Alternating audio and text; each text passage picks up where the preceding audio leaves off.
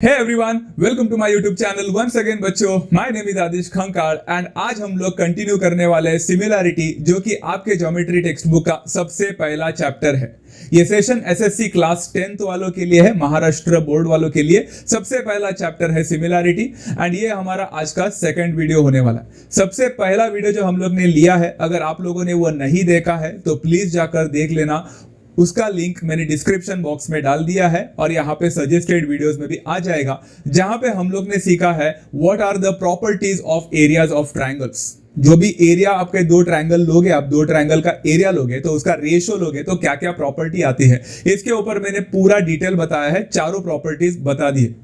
अगर आप लोगों ने वो वीडियो नहीं देखा है तो ये वीडियो शायद से आपको थोड़ा डिफिकल्ट जा सकता है, तो प्लीज पहले वो वाला वीडियो जरूर देखें एंड फिर ये वाला वीडियो देखें. ओके, तो हम लोग स्टार्ट करते हैं आज उसी प्रॉपर्टी के ऊपर थोड़े से क्वेश्चंस जो प्रॉब्लम्स आपके टेक्स्ट बुक में दिए हुए. टोटल ऑफ 7 क्वेश्चंस, 7 प्रॉब्लम्स हम लोग लेने वाले हैं आज के सेशन में. सो लेट्स बिगिन बच्चों.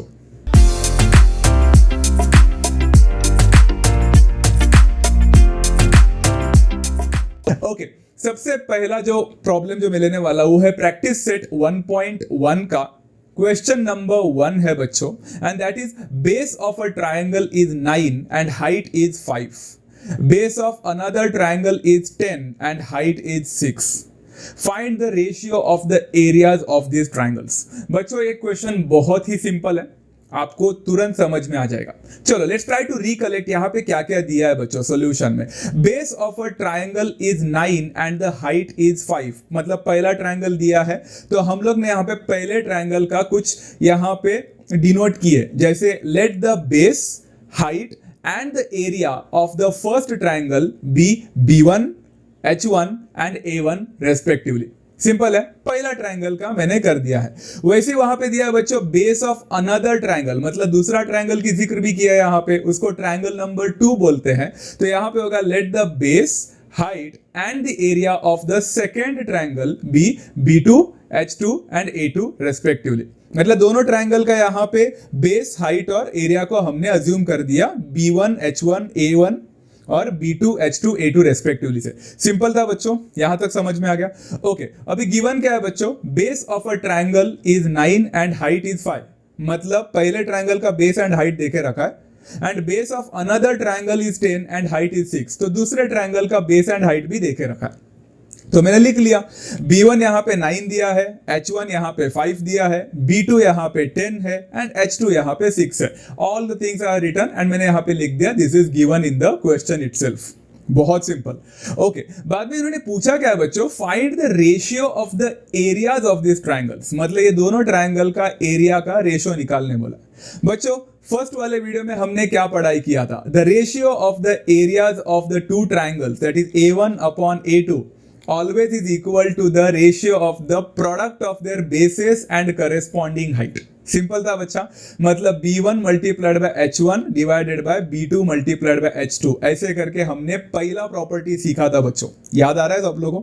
ओके, यहाँ पे आप लोग रीजन लिखोगे, थोड़ा रीजन बड़ा ही है बच्चों, बट इसको please don't learn this by heart और समथिंग. आप जितना रटने की कोशिश करोगे इसमें आप उतना ही भूल जाओगे. इस पर्टिकुलर फंडामेंटल को समझने की कोशिश करो बच्चों. B1 into H1, B2 into H2, मतलब the ratio of the areas of two triangles is equal to the ratio of the product of their bases and corresponding height. बहुत सिंपल. आप जितना अच्छी तरह से समझोगे 2-3 अटेम्प्ट में आपको समझ में आ जाएगा. पूरा स्टेटमेंट लिखना पड़ेगा आपको. ओके, चलो देयरफॉर A1 अपॉन A2 का वैल्यू कितना हो जाएगा बच्चा, वैल्यू सब्स्टिट्यूट करते हैं. B1 इंटू H1 मतलब कितना, 9 multiplied by 5 and B2 into H2 मतलब कितना, 10 मल्टीप्लाइड बाय 6. बच्चों यहाँ पे आप सिंप्लीफाई कैसे भी कर सकते हैं. मैं यहाँ पे स्पून फीडिंग करके आपको सिंप्लीफिकेशन नहीं दिखा रहा हूं, आप कैसे भी कर सकते हैं बच्चों, आपकी मर्जी है. मैंने वन ऑफ द मेथड यहाँ पे दिखाया. 9 5 45 किया मैंने एंड 10 6 60. आप चाहो तो इससे भी अच्छा मेथड ढूंढ सकते थे. 5 1 5 2 करके फिर 3 के टेबल में 6 एंड 9 दोनों जा रहा था. 3 2 3 3 था. आप वैसे भी कर सकते हैं, आपके ऊपर छोड़ लो. ओके, 45 एंड 60 दोनों 15 के टेबल में जाता है, तो 15 3 45, 15 4 60. तो I will be getting the answer as 3/4. And यहाँ पे मुझे मेरा आंसर फाइनली मिल चुका है. The ratio of the areas of two triangles पूछा था. Therefore, the final statement will be the ratio of the areas of two triangles will be 3:4. Put that inside the box and your 2-mark question is finally done. कितना easy था ना बच्चों. इससे related सारे questions बहुत simple है, आपको आसानी से समझ में आ जाएगा. 7 क्वेश्चंस लेने वाले हैं. पहला हो चुका है. Let's go for the second one. बच्चों मैंने यहाँ पे रैंडमली किया है. पहला प्रैक्टिस सेट हो गया, तो फिर अभी प्रॉब्लम सेट आ रहा है. तो यहाँ पे प्रॉब्लम सेट का क्वेश्चन अभी ले रहा हूं बच्चों. प्रॉब्लम सेट फर्स्ट का क्वेश्चन नंबर 3 है बच्चों ये, और ये है ratio of the areas of two triangles with equal heights is 2:3. If base of the smaller triangle is 6 centimetre then what is the corresponding base of the bigger triangle. ये पूछा है आप लोग को, आप इसको आसानी से सॉल्व कर लोगे बच्चों. अभी देखो ध्यान से सुनना है, यहाँ पे क्वेश्चन क्या लिखा है. Ratio of the areas of two triangles with equal heights is 2:3. Equal height, जरा ध्यान देना बच्चा यहाँ पे. तो हाइट इक्वल है मतलब H1 and H2 is equal. कुछ प्रॉपर्टी याद आ रहा है बच्चों, जब H1 एंड H2 इक्वल हो जाते तो वो किसके ऊपर डिपेंड करता है? Ratio of the area. वो डिपेंड करता है बच्चों बेस के ऊपर. याद आ रहा है? तो हम लोग क्या करेंगे मालूम है बच्चों, यहाँ पे एक स्टेटमेंट बनाएंगे. The statement is let the base and the area of the first triangle be B1 and A1 respectively. मैंने हाइट के बारे में बात ही नहीं किया. And at the same time let the base and the area of the second triangle be B2 and A2 respectively. तो यहाँ पे मैंने base and area of the second triangle बोला. पिछले क्वेश्चन जैसा ही है, सिर्फ यहाँ पे हाइट का जिक्र नहीं है, बिकॉज यहाँ पे लिखा है कि हाइट दोनों का इक्वल है. As simple as that. Okay? बच्चों यहाँ पे अभी मैं क्या करने वाला हूँ, ध्यान से सुनना. Base and area of the first triangle हो गया, base and area of the second triangle हो गया. अब हमारा फॉर्मूला लिखने से पहले थोड़ा वैल्यूज भी यहाँ पे देखे रखा है. पहला वैल्यू दिया है बच्चा, the ratio of the areas of two triangles is 2:3. Ratio of the areas of two triangles मतलब A1 अपॉन A2 का वैल्यू दिया है, दैट इज इक्वल टू 2:3 मतलब 2/3 देके रखा है. ये गिवन है. एक और चीज गिवन है बच्चों, जरा ध्यान से देखना. क्या है? Base of the smaller triangle is 6 centimetre. Smaller triangle का बेस 6 सेंटीमीटर है बच्चों. स्मॉलर ट्रायंगल मतलब B1, तो B1 का वैल्यू यहाँ पे देखे रखा है, that is equal to 6 centimetre. ये दोनों चीज हम लोग को यहाँ पे देखे रखा है, मैंने उसको गिवन करके बाजू में रख दिया. अब बच्चों एवरीवन टेल मी, हम लोग को यहाँ पे ratio of the areas of two triangles में हाइट इक्वल है. हमारे दोनों ट्रायंगल के हाइट्स इक्वल है. Whenever the two triangles have equal heights, the ratio of the areas of two triangle depends upon the ratio of their corresponding bases. कुछ याद आ रहा है बच्चों? तो हम यहाँ पे फॉर्मूला लिखेंगे A1 upon A2 is always equal to B1 upon B2. Very simple to understand. सबको समझ में आया? इसका रीजन बच्चों आप लोग को पूरा स्टेटमेंट लिखने की जरूरत नहीं है, बच गए आप लोग. यहाँ पे आप यहाँ पे स्टेटमेंट लिख सकते हैं बच्चा, the triangles with equal Heights. बस खत्म. वो पहला ही स्टेटमेंट है जहां पे आपको पूरा जस्टिफाई करना पड़ेगा. यहाँ पे आप शॉर्टकट में लिख सकते हैं triangles with equal Heights depends upon their basis. तो B1 अपॉन B2. ओके बच्चों, A1 अपॉन A2 जो आपको दिख रहा है, जरा ऊपर देखना. A1 अपॉन A2 का वैल्यू कितना मिला था? 2/3. तो मैंने यहाँ पे लिखा 2/3 is equal to B1 upon B2 में जरा देखना बच्चों, B1 का वैल्यू पता है कितना है? 6 है. अपॉन B2 पता नहीं है, रहने दो. ओके अभी हम लोग क्रॉस मल्टीप्लाई कर सकते हैं बच्चों. तो क्रॉस मल्टीप्लाई करो, B2 जाएगा वहां पे, 3 आएगा यहाँ पे, 6 मल्टीप्लाइड बाय 3 हो जाएगा. So B2 is equal to 6 multiplied by 3 हो जाएगा. आप ध्यान से देखो बच्चों, यहाँ पे जो 2 है वो नीचे जाएगा ना, क्रॉस मल्टीप्लाई के, तो B2 उधर गया तो 2 नीचे आ जाएगा, तो 2 यहाँ पे आ जाएगा. 6 मल्टीप्लाइड बाय 3 करो बच्चों, 18 हो जाएगा. So B2 is equal to 18/2 मिलेगा एंड 18/2 बिकम्स 9 सेंटीमीटर. मैंने डायरेक्टली लिख लिया. Is that clear? And B2 actually था क्या बच्चों? B2 था the base of the second triangle. पूछा क्या है यहाँ पे बच्चों? What is the corresponding base of the bigger triangle, मतलब सेकेंड ट्राइंगल जो कि हमारा बिगर ट्राइंगल था. क्या है? मिल गया. Therefore the corresponding base of the bigger triangle is 9 centimetre. Put that inside the box and it was as simple as that. I hope बच्चों आप लोग को ये समझ में आ गया. दोनों क्वेश्चन समझ में आए बच्चों. ये दोनों भी क्वेश्चंस बिना डायग्राम के थे. ये दोनों भी प्रॉब्लम्स आपको थोड़ा सा लिखने में ज्यादा था, बट 2 मार्क का क्वेश्चन है, आराम से आ जाएगा आपको. अभी थोड़ा डायग्रामेटिक वाले क्वेश्चंस भी पढ़ते हैं. Okay let's move on for the next question बच्चा. प्रैक्टिस सेट का लिया है मैंने यहाँ पे question number 2. If BC is perpendicular to AB, AD is perpendicular to AB, दोनों भी AB से परपेंडिकुलर है, BC is equal to 4 है, AD is equal to 8 है, then find. क्या फाइंड करना है? Then find area of triangle ABC upon area of triangle ADB. अरे सर डायग्राम किधर है? ओके, टेक्स्ट बुक में डायग्राम दिया है बच्चों, ये है आपका डायग्राम। आपको पूरा का पूरा डायग्राम ऐसे दिया गया है, आप लोग को फिर से वो डायग्राम एग्जाम में बनाना है। Okay, so this diagram over here is दो ट्रायंगल दिख रहा है बच्चों आप लोग को। फाइन बच्चों, यहां पे देखो जरा, एरिया ऑफ ट्रायंगल एबीसी की बात हो रही है, मतलब ये वाले ट्रायंगल की बात कर रहे हैं वो लोग, and area of triangle ADB की बात हो रही है, मतलब ये वाले ट्रायंगल की बात हो रही है, मतलब ये दोनों ट्रायंगल की बात हो रही है यहाँ पे, A B C and A D B, ये दोनों ट्रायंगल की बात हो रही है, एंड उन दोनों ट्रायंगल का एरिया का रेशो निकालना है। जरा ध्यान से देखो बच्चों, whenever such kind of questions are being asked, आप दोनों क्वेश्चन को जरा, दोनों ट्रायंगल को जरा देखकर पहले चेक करो कि इन दोनों ट्रायंगल के पास कुछ कॉमन है क्या, मतलब बेस कॉमन है या हाइट कॉमन है या दोनों भी कॉमन नहीं है, ये पहला चेक करो। अगर आप लोग देखोगे ना बच्चों यहाँ पे, तो आपको पता चलेगा ट्रायंगल एबीसी में बेस एबी है एंड ट्रायंगल एडीबी में भी बेस एबी है। सो कहना है बच्चा, ये जो एबी है ये दोनों के लिए भी एक कॉमन बेस का काम कर रहा है यहाँ पे, मतलब दोनों का भी बेस कॉमन है, मतलब दोनों का भी बेस इक्वल है। समझ में आया? अब प्रॉपर्टी को जरा रिवाइंड करो बच्चों, आपको समझ में आ जाएगा। The ratio of the areas of two triangles, जो कि मेरा area of triangle ABC upon area of triangle ADB है, that is equal to the ratio of their corresponding height. कभी जब बेस सेम होता है, तो यहां पे बेस सेम है तो मैं लिखूंगा करेस्पॉन्डिंग हाइट। अब ट्राइंगल एबीसी का हाइट है बच्चों बीसी, जरा देखो बच्चा, वो जो ऐसा परपेंडिकुलर है ना, वो हाइट है एबीसी का, अपॉन ट्रायंगल एडीबी का हाइट कौन सा रहेगा बच्चों? AD. A very simple thing. And यहां पे स्टेटमेंट का रीजन क्या आएगा बच्चा? The reason will be triangles with common base, equal base, common base, दोनों का बेस कॉमन है मतलब इक्वल ही रहेगा, तो वह हाइट के ऊपर डिपेंड करेगा। फिर से बोलता हूं बच्चों, जिस बच्चे ने मेरा फर्स्ट वीडियो अब तक नहीं देखा है, थोड़ा कंफ्यूजिंग हो सकता है, आप पहले जाकर वो वाला वीडियो देखें, लिंक डिस्क्रिप्शन बॉक्स में डाला हुआ है। ओके, तो आप जाकर देख सकते हैं, कुछ 15-16 मिनट का वीडियो है, आराम से समझ लेना पूरा, फिर ये जाकर देख लेना।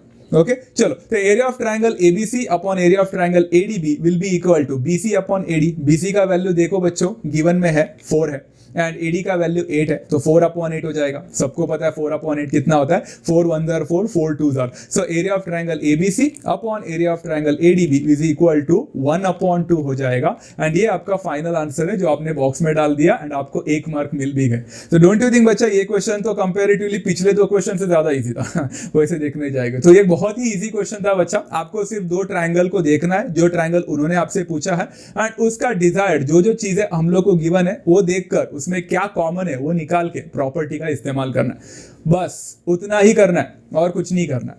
लेट्स ट्राई टू अंडरस्टैंड और क्वेश्चंस कैसे हैं। चलो, ये वाला क्वेश्चन लिया बच्चा प्रॉब्लम सेट 1 का, जो कि क्वेश्चन नंबर 4 है। Angle ABC is equal to angle DCB is equal to 90 degree.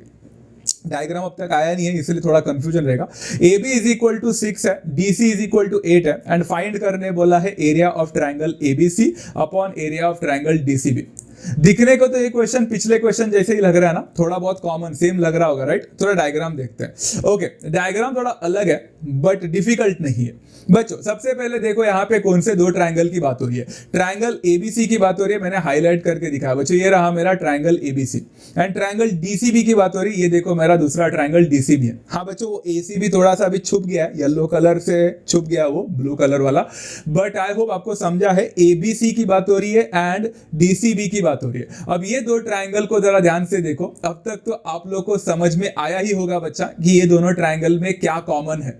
Yes बच्चों, एबीसी में भी बीसी कॉमन है एंड डीसीबी में भी तो बीसी कॉमन है, so both of them has the same common base and that is BC. Very simple. अच्छा, तो 2 ट्रायंगल के बेसेस कॉमन है, मतलब बेसेस इक्वल हो जाएंगे, तो इसका एरिया का जो रेशियो है वो किसके ऊपर डिपेंड करेगा? हाइट के ऊपर डिपेंड करेगा, करेस्पॉन्डिंग हाइट के ऊपर डिपेंड करेगा, बराबर ना बच्चों? So now solution is area of triangle ABC upon area of triangle DCB will depend upon their corresponding height. Corresponding, तो एबीसी का जब बेस बीसी रहेगा तो उसका करेस्पॉन्डिंग हाइट कौन सा रहेगा? एबी रहेगा। डिवाइडेड बाय डीसीबी का अगर बेस मैंने बीसी ले लिया तो उसका करेस्पॉन्डिंग हाइट रहेगा डीसी या फिर सीडी, बोलो जो भी मन चाहे बोल सकते हैं, इज इक्वल टू बच्चों यहाँ पे हाँ रीजन लिखना ना भूले, obviously triangles with common base, ये तो आपको अभी समझ में आया ही होगा, कॉमन बेस है तो ट्रायंगल्स विद कॉमन बेस आ जाएगा। Okay, area of triangle ABC upon area of triangle DCB will be equal to AB का वैल्यू हो जाएगा 6 जो कि दिया है बच्चों, क्वेश्चन में देख सकते हैं, डिवाइडेड बाय डीसी का वैल्यू है 8। अभी 6 अपॉन 8 दोनों भी टेबल कौन से टेबल में जाते हैं, 2 के टेबल में, 2 3 are 2 4 are 3 upon 4, yes, therefore area of triangle ABC upon area of triangle DCB is equal to 3 upon 4, and that's how you put that inside the box. Again one more 1 mark का question easily आपके pocket में आ चुका है। बहुत ही easy type of question है and हमने 4 question 4 sums को तो ऐसे इजीली सॉल्व भी कर लिया। कितना इजी है ना, ये टॉपिक बहुत ही सिंपल है। चलो लेट्स टेक 1 मोर क्वेश्चन बच्चा, एक और लेते हैं, प्रॉब्लम सेट का ही लेते हैं, क्वेश्चन नंबर 5 बच्चा। PM is equal to 10 centimetre, area of triangle PQS is equal to 100 centimetre square, area of triangle QRS is equal to 110 centimetre square, find NR. Diagram दिखा देता हूं बच्चों, डायग्राम कुछ ऐसे है। Okay, now take a deep breath बच्चा। सबसे पहले इस क्वेश्चन को देखो, ये क्वेश्चन में थोड़ा सा ट्विस्ट है। सबसे पहले एरिया ऑफ ट्रायंगल का रेशियो निकालने बोलते थे, अभी एरिया ऑफ ट्रायंगल देके रखा है तो कुछ और ही फाइंड करने बोल रहे हैं यहाँ पे। Does that make the question difficult? No. पहले आपको देखना है बच्चों यहाँ पे कौन से 2 ट्रायंगल की बात हो रही है। यहाँ पे ट्रायंगल PQS की बात हो रही है, तो मैंने यहाँ पे हाईलाइट कर दिया, ये देखो ये पूरा ट्रायंगल PQS है। एंड दूसरा ट्रायंगल जो हो रहा है ट्रायंगल QRS की बात हो रही है, तो मैंने यहाँ पे QRS को भी हाईलाइट कर दिया। मतलब ऊपर वाला ट्रायंगल एंड नीचे वाला ट्रायंगल, यही 2 ही ट्रायंगल की बात हो रही है, बस सिंपल है। ओके बच्चों, अभी देख सकते हैं आप ये दोनों ट्रायंगल में, फिर से अगर आप लोगों ने देखा होगा तो आपको समझ में आया ही होगा कि ये दोनों ट्रायंगल के पास फिर से ऐसा कुछ तो एक चीज है जो दोनों के पास कॉमन है, द बेस, राइट? एब्सोल्युटली बच्चों, PQS में QS is the base and QRS में फिर से QS इज द बेस। मतलब ये दोनों उनके लिए बेस बन गया, तो मैं इनको फिर से एक कॉमन बेस करके बोल सकता हूं। अगर दोनों ट्रायंगल के बेसिस कॉमन होते हैं तो वो दोनों बेसिस इक्वल हो जाते हैं, एंड दोनों बेसिस इक्वल हो जाते हैं तो area of triangle PQS upon area of triangle QRS, ये दोनों ट्रायंगल जो है उनका रेशियो जो रहेगा that will depend upon the ratio of the corresponding Heights, क्योंकि बेसिस सेम हो चुका है। अभी हाइट क्या है बच्चों, जरा PQS का हाइट देखो, परपेंडिकुलर को जाता हुआ दिख रहा है, यस बच्चों PM है ना, तो यहाँ पे PM हो जाएगा, डिवाइडेड बाय QRS का कोई परपेंडिकुलर लाइन दिख रहा है बच्चों आप लोग को, जो कि एक हाइट की तरह काम कर रहा है, करेस्पॉन्डिंग हाइट, यस बच्चों RN है ना, तो यहाँ पे NR या फिर RN, आप दोनों में से कुछ भी एक ले सकते हैं, दोनों भी परफेक्टली चलेगा। ओके, यहाँ पे देखो बच्चों, एरिया ऑफ ट्रायंगल PQS का वैल्यू दिया है क्या, ऊपर देखो बच्चों, PQS का वैल्यू देखे रखा है 100 centimetre square, divided by area of triangle QRS देके रखा क्या बच्चों, 110 सेंटीमीटर स्क्वायर, सारे वैल्यू डाले, इज इक्वल टू PM का वैल्यू देके रखा 10 सेंटीमीटर, मतलब 10 आ जाएगा, एंड NR का वैल्यू ही तो पूछा गया है तो NR वैसे ही रहेगा। Is that clear? Okay, NR का वैल्यू निकालने के लिए आप जैसे चाहो वैसे कर सकते हैं, पहले भी 0 0 कैंसिल करो, कोई फर्क नहीं पड़ता, बस आंसर मिलने से मतलब है। मैंने क्रॉस मल्टीप्लाई करना चाहा, NR को वहां पे ले लिया बच्चों, तो NR इधर आ गया, तो उसकी वजह से क्या हो गया, 110 जाएगा उधर, तो that will become 10 multiplied by 110, या फिर 110 मल्टीप्लाइड बाय 10, एंड 100 नीचे आ जाएगा बच्चों, तो यहाँ पे हो जाएगा 100।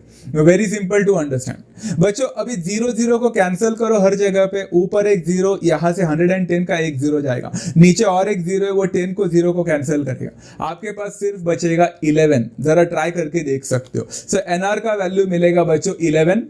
सब्स्टिट्यूट करते वक्त और वैल्यू डालते वक्त प्लीज यूनिट का लिखना बहुत इंपॉर्टेंट होता है। यहाँ पे यूनिट आ जाएगा सेंटीमीटर, सो 11 सेंटीमीटर हो जाएगा। That's your final answer for this particular question as well, and it was as simple as that. So कितना इजी होता है बच्चों ऐसे type of question. I hope बच्चों अभी ये सारे क्वेश्चंस और सारे प्रॉब्लम्स को देखकर आपको एक आइडिया आने लगा है कि इससे रिलेटेड कोई भी क्वेश्चन आप सॉल्व कर सकते हैं। है कि नहीं बच्चों? थोड़ा सा एडवांस करते हैं बच्चा, अभी हल्का सा एडवांस करते हैं क्वेश्चन को. Let's try to understand the sixth sum for today. Okay, the sixth question for today is practice set 1.1 का question number 3. Okay बच्चों, segment PS is perpendicular to ray RQ. Segment QT is perpendicular to segment PR. If QR is equal to 6, PS is equal to 6, PR is equal to 12, find QT. Okay, QT value निकालने बोला है यहाँ पे. आपका diagram कुछ ऐसा है बच्चों.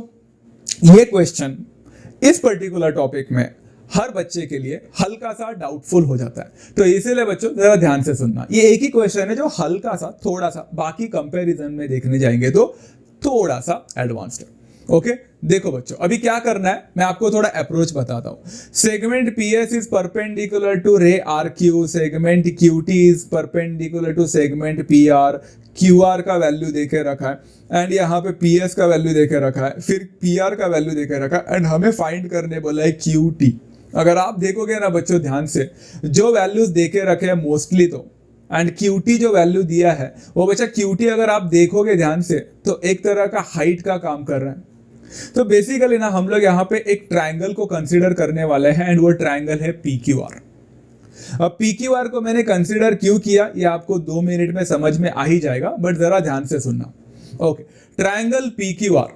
अगर आप लोगों ने मेरा पहला वीडियो नहीं देखा है तो फिर से बोल रहा हूं, मैंने पहले वीडियो में ये भी बताया है बच्चों कि एक ट्राइंगल के कितने बेसेस होते हैं, 3 बेसेस होते हैं. आप जो चाहे मर्जी का ले सकते हैं and along with the 3 bases comes the 3 corresponding height. ये मैंने सिखाया है बच्चों. ओके, तो इस क्वेश्चन में वही इस्तेमाल होने वाला है, इसीलिए तो मैंने वो आपको पढ़ाया था वहां पे. ध्यान से देखना बच्चों. देखो ट्राइंगल PQR में अगर मैंने जो एरिया ऑफ ट्राइंगल PQR अगर मुझे निकालना है, जो कि फॉर्मूला है बच्चों एरिया ऑफ ट्राइंगल PQR का half into base into height. But triangle PQR में अगर मैंने बेस QR को ले लिया, QR इज द बेस. ध्यान से देखो बच्चों, अगर मैंने QR को बेस लिया तो उसका करेस्पॉन्डिंग हाइट कौन सा होगा? अगर ध्यान से देखो, QR इज द बेस. ये QR को एक्सटेंड करूंगा तो वो RS बन रहा है, तो उसका हाइट क्या है बच्चों? Corresponding height. PS बन जाएगा बच्चा उसका corresponding height. Is that clear to everyone? ये अगर आपका बेस है तो आपका ये हाइट बनेगा. हाँ, ट्राइंगल के बाहर आ रहा है हाइट, बट उससे क्या फर्क पड़ता है? Height is always the perpendicular distance. तो RQ जो कि QR है, अगर मेरा बेस है तो मेरा PS will become the corresponding height. तो मेरा फॉर्मूला हो जाएगा area of triangle PQR is always equal to half into base into height. Base है यहाँ पे बच्चा QR मल्टीप्लाइड बाय हाइट है बच्चों यहाँ पे PS. ध्यान से सुनना, इज इक्वल टू, तो एरिया ऑफ ट्राइंगल PQR क्या हो जाएगा? हाफ इंटू QR का वैल्यू है 6 मल्टीप्लाइड बाय PS का वैल्यू भी है 6. 6 6 36 होता है, 36 डिवाइडेड बाय 2 करके आओ, या फिर डायरेक्टली 2 1 2 3 करो, 6 3 करो, आंसर 18 मिलने से मतलब है. तो area of triangle PQR is equal to 18. यहां पे क्या हो जाएगा बच्चा? The answer will be 18 square units. ध्यान दो बच्चों, 18 स्क्वायर यूनिट्स. एरिया है, यूनिट नहीं दिया तो यूनिट लिखोगे तो 18 स्क्वायर यूनिट्स. बाजू में रखते हैं. अभी आप बोलोगे सर हम लोग को तो यहाँ पे QT निकालने को बोला है, आप एरिया ऑफ ट्राइंगल PQR निकाल रहे हैं, क्या चल क्या रहा है? कुछ समझ में नहीं आ रहा. 2 मिनट दो बच्चों, समझ में आ जाएगा. ओके बच्चों, अभी ये ट्राइंगल PQR की जब बात हो रही थी तब आपने बेस लिया था QR, तो आपका करेस्पॉन्डिंग हाइट हो गया था PS. क्या आपको पता है बच्चों, ट्राइंगल PQR का एरिया निकालने का एक और तरीका है अगर मैंने बेस बदल दिया तो? देखो बच्चों, ट्राइंगल PQR का मैंने बेस QR के जगह पे अगर PR लिया तो अगर मेरा PR जो है, जो कि बेस है, अगर वो बेस बन गया तो करेस्पॉन्डिंग हाइट बदलेगा. And what will be the corresponding height बच्चा? मेरा QT जो है वो करेस्पॉन्डिंग हाइट बनेगा. Is that clear? देखो बेस बदल गया तो हाइट भी बदल गया, करेस्पॉन्डिंग हाइट बदल गया. सिंपल है. तो क्या मैं बोल सकता एरिया ऑफ ट्राइंगल PQR का एक और फॉर्मूला है मेरे पास, half into base into height, but इस बार बेस मेरा है PR मल्टीप्लाइड बाय हाइट जो है मेरा इस बार QT है कि नहीं बच्चों? दोनों का इस्तेमाल कर सकता हूं मैं.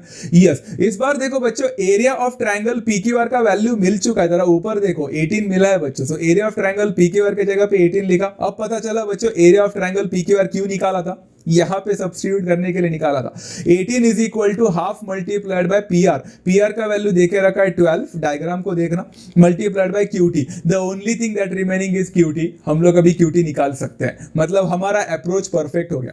ओके बच्चों, इसमें आप कैसे भी चाहो तो सॉल्व कर सकते हैं बच्चा, 2 1 2 6 भी कर सकते थे पहले ही, नहीं तो डायरेक्टली क्रॉस मल्टीप्लाई कर सकते हो बच्चों। तो 18 मल्टीप्लाइड बाय 2 कर दिया, डिवाइडेड बाय 12 किया, कैसे भी करो ना, क्या फर्क पड़ता है, इज इक्वल टू QT है। तो 18 2 होता है कितना बच्चा, 18 2 होता है 36, 36 अपॉन 12 कर दिया तो QT का वैल्यू डायरेक्टली मिल जाएगा बच्चों, QT का वैल्यू हो जाएगा 3 यूनिट्स, बिकॉज 36 डिवाइडेड बाय 12 होता है 3। Is that clear? Final answer मिल गया, QT is equal to 3 units. आपका यहाँ पे हो गया 2 मार्क का question ready, and advance problem related to this question भी आपको समझा है। अगर आपको लगता है कि ये क्वेश्चन एडवांस था, कितना सिंपल था सर, तो फिर तो और भी बेस्ट है, मजा आ गया, तो फिर तो मुझे कुछ समझाने की जरूरत ही नहीं है, you have really understood this topic. Okay चलो, 6 क्वेश्चन हो चुके हैं बच्चा, आई होप आपको ये वाला क्वेश्चन समझ में आ गया, इस पे ज्यादा प्रैक्टिस करना। लास्ट क्वेश्चन लेते हैं आज का, जो कि बहुत सिंपल है, 4 क्वेश्चन है एक ही क्वेश्चन में, सब क्वेश्चन है 4 टोटल, बट बहुत सिंपल है, आपको देखकर ही पता चलेगा। Okay, the next question for all of you guys is this one, practice set का है बच्चों, क्वेश्चन नंबर 5। फाइंड करने बोला है 4 अलग अलग चीजें, एंड डायग्राम भी दिया गया है। तो सबसे पहले हम लोग 4 चीजें निकालने की जगह पे 2 चीजें निकालते हैं। पहला area of triangle PQB upon area of triangle PBC निकालने बोला है, एंड दूसरा area of triangle PBC divided by area of triangle ABC निकालने बोला है। ओके, एंड आपका डायग्राम कुछ इस हिसाब से, डायग्राम में बहुत सारे ट्रायंगल्स है बच्चों, आपको एक एक टाइम पे एक एक ट्रायंगल को कंसीडर करके करना है, एंड इस पर्टिकुलर ट्रायंगल को कंसीडर करने के बाद देखना है कि किसके पास क्या कॉमन है, किसके पास क्या सेम है, क्या है बेस सेम है, क्या हाइट सेम है, या कुछ भी सेम नहीं है, ये आपको देखना पड़ेगा। चलो, एरिया ऑफ ट्रायंगल PQB की बात हो रही है। अगर यहां पे देखोगे बच्चा एरिया ऑफ ट्रायंगल PQB, तो मैंने PQB को वहां पे हाईलाइट कर दिया आप लोगों के लिए, and area of triangle PBC, अगर देखोगे ना बच्चा PQB और PBC जरा ऐसा हो रहा है, तो दोनों कवर करने के लिए, मुझे शेड करने के लिए थोड़ा सा वो आपको समझ में आ रहा होगा बच्चा, जो PQB है वो ब्लू कलर में था, एंड PBC एंटायरली है, सिंपल है। ओके, अगर आप देखोगे ना बच्चों, इन दोनों ट्रायंगल को जरा ध्यान से देखना, PQB एंड PBC, दूर दूर तक इतना तो समझ में आ रहा है कि दोनों का बेस बिल्कुल भी सेम नहीं है, बिकॉज PQB का BQ is the base and PBC का BC is the base. But आप देख सकते हो बच्चों, PQB का PQ is the height and PBC का भी PQ इज द हाइट, मतलब दोनों के पास कॉमन हाइट है। बच्चों, अगर दोनों ट्रायंगल के हाइट सेम हो जाते हैं, तो the ratio of the areas of the 2 triangles will depend upon the ratio of their corresponding bases. Simple to understand. तो ट्रायंगल PQB का बेस कौन सा बच्चा, PQB का बेस BQ होगा, डिवाइडेड बाय PBC का बेस कौन सा बच्चा, ट्रायंगल का BC होगा। वैल्यूज देके रखा नहीं है, इतना ही लिख के आना है बच्चों, आपको हाफ मार्क्स मिल ही गए। Very simple to understand. Total 4 question है ना बच्चा, एक एक क्वेश्चन का हाफ मार्क्स है। अगर 2 क्वेश्चन पूछेंगे एग्जाम में, तो एक एक क्वेश्चन का एक एक मार्क रहेगा। सिंपल टू अंडरस्टैंड, यहाँ पे हाफ मार्क्स मिल गए। सेकंड वाला जाते हैं बच्चों, एंड हर रीजन रहेगा triangle with equal Heights. Okay, क्योंकि दोनों ट्रायंगल का हाइट इक्वल था। ओके, सेकंड रीजन क्वेश्चन है बच्चों, एरिया ऑफ ट्रायंगल PBC। अभी देखो मैंने PBC को फिर से यहाँ पे हाईलाइट कर दिया, area of triangle PBC, second question चल रहा है। And area of triangle ABC, देखो बच्चा PBC एंड ABC, अगर आप लोग देखोगे बच्चों, आपको पता चल ही जाएगा कि PBC एंड ABC के हाइट इस बार सेम नहीं है। देखो ना, PBC का हाइट कितना छोटा PQ, एंड ABC का हाइट देखो कितना बड़ा AD, बिल्कुल भी सेम नहीं है। बट क्या सेम है यहाँ पे, अगर आप लोग देखोगे तो आपको पता चल ही गया होगा। एब्सोल्युटली बच्चों, PBC में base is BC and ABC में भी द बेस इज BC, मतलब दोनों का बेसिस सेम है। सो दिस बार बच्चों, आपका area of triangle PBC upon area of triangle ABC will depend upon the corresponding, क्या बेसिस सेम है तो depend upon their corresponding height. तो हाइट क्या है बच्चों, PBC का हाइट होगा PQ एंड ABC का जो ट्रायंगल है उसका हाइट होगा AD। एंड यहां पे रीजन लिखना, ट्रायंगल्स विथ इक्वल या फिर common bases. Is that clear बच्चा, दोनों का इक्वल बेस है या कॉमन बेस है। एंड आंसर यहाँ पे मिल गया। Very very very simple thing to understand. 4 question में 2 क्वेश्चन तो हो ही गए। चलो थर्ड वाला क्वेश्चन देखते हैं अभी। The third question is for all of you guys over here, now ध्यान से देखना। Third question is area of triangle ABC upon area of triangle ADC and fourth is area of triangle ADC upon area of triangle PQC. Okay, सबसे पहला area of triangle ABC की बात करते हैं। अभी एबीसी कहां पे? सबसे बड़ा ट्रायंगल, ये रहा मेरा सबसे बड़ा ट्रायंगल एबीसी। एंड एडीसी कहां पे बच्चा? ये देखो आधा वाला पार्ट वहां पे दिख रहा है, तो ये दोनों को हाईलाइट किया है। हालांकि एबीसी को हाईलाइट करते हुए एंड एडीसी को हाईलाइट करने के बाद एबीसी का थोड़ा पार्ट दिख नहीं रहा है, बट आपको समझ में आया होगा। ओके, एबीसी एंड एडीसी दोनों में क्या सेम है? अब तो मुझे वो लगता है आपको फटाफट समझ में आया ही होगा। दोनों में क्या सेम है बच्चों? यस बच्चों, दोनों का एबीसी का हाइट जो है वो एडी है एंड एडीसी का जो हाइट है वो भी एडी है, मतलब दोनों के हाइट सेम है। So therefore area of triangle ABC upon area of triangle ADC will depend upon the ratio of their corresponding basis. Base के ऊपर डिपेंड करेगा बिकॉज हाइट सेम है।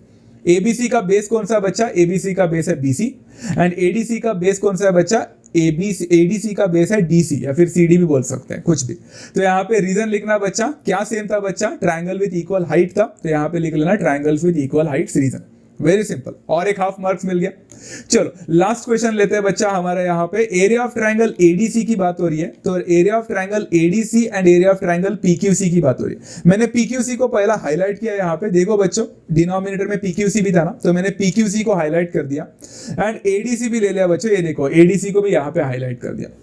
अब इंटरेस्टिंग क्वेश्चन ये रहा बच्चों, ट्रायंगल पीक्यूसी में एंड ट्रायंगल एडीसी में सबसे पहला मैंने चेक किया कि दोनों में बेस कॉमन है क्या, ये दोनों का बेस सेम है क्या। तो पता चला पीक्यूसी का बेस तो क्यूसी है एंड एडीसी का बेस तो डीसी है, बिल्कुल भी सेम नहीं है। मैंने बोला चलो ठीक है, हाइट चेक कर लेते हैं। तो पीक्यूसी का हाइट पीक्यू था एंड एडीसी का हाइट एडी था, फिर भी सेम नहीं। क्या समझ में आया बच्चों? ऐसा टाइप ऑफ क्वेश्चन इसके पहले नहीं हुआ था, राइट? यस बच्चों, ये दोनों भी ट्रायंगल के ना बेसिस कॉमन है ना हाइट कॉमन है, राइट? तो आपको ratio of the areas of these two triangles, जो कि ट्रायंगल एडीसी है एंड ट्रायंगल पीक्यूसी है, that will not only just depend upon the base, सिर्फ बेस के ऊपर डिपेंड नहीं करेगा, सिर्फ रेशियो ऑफ हाइट के ऊपर डिपेंड नहीं करेगा, बल्कि ये प्रॉपर्टी नंबर 1 को इस्तेमाल करेगा, that is the product of the bases and their corresponding height. Is that clear? Product ADC, ADC को देखो बच्चों, एडीसी ब्लू कलर का ट्रायंगल, उसमें बेस क्या है बच्चा? DC is the base, multiplied by product of the base and corresponding height. Height कितना है बच्चा? एडी है। Very simple, divided by PQC. अगर पीक्यूसी को देखो बच्चों, बेस, बेस क्या है यहाँ पे? क्यूसी है, मल्टीप्लाइड बाय हाइट क्या है बच्चों? पीक्यूसी का पीक्यू है। Is that clear? एंड यहाँ पे आपको लिखना पड़ेगा वो बहुत बड़ा रामायण, यहाँ पे लिखना पड़ेगा the ratio of the areas of two triangles is equal to the ratio of the product of their bases and their corresponding heights, and it's as simple as that. तो बच्चों मैंने यहाँ पे आज आपको successfully 7 questions related to the text book सारे पढ़ाए हैं। मुझे लगता है कि इससे रिलेटेड और भी थोड़े क्वेश्चंस है, बट हम लोग वो कवर अप करने वाले हैं नेक्स्ट लेक्चर में, because the next lecture will be triangles having equal Heights का कॉन्सेप्ट। अब ट्रायंगल्स हैविंग इक्वल हाइट्स भी बहुत इंपॉर्टेंट कॉन्सेप्ट है बच्चों, आपको समझना है, बट हम लोग वो नेक्स्ट लेक्चर में कवर अप करेंगे before moving towards the basic proportionality theorem. तो आज का सेशन अगर आप लोग को समझ में आया है तो do hit the like button बच्चों एंड शेयर करना and subscribe to my channel if you haven't subscribed it yet. आपको लेटेस्ट पोस्ट एंड नोटिफिकेशंस मिलते रहेंगे। एंड आज का सेशन बच्चों देखते रहना, जब तक प्रैक्टिस करते रहना, जब तक आप इसमें अच्छी तरह से मास्टरी नहीं करते। तब तक मिलते हैं बच्चों नेक्स्ट सेशन में। Do take care of yourself, love you all, thank you so much for joining, bye bye, take care.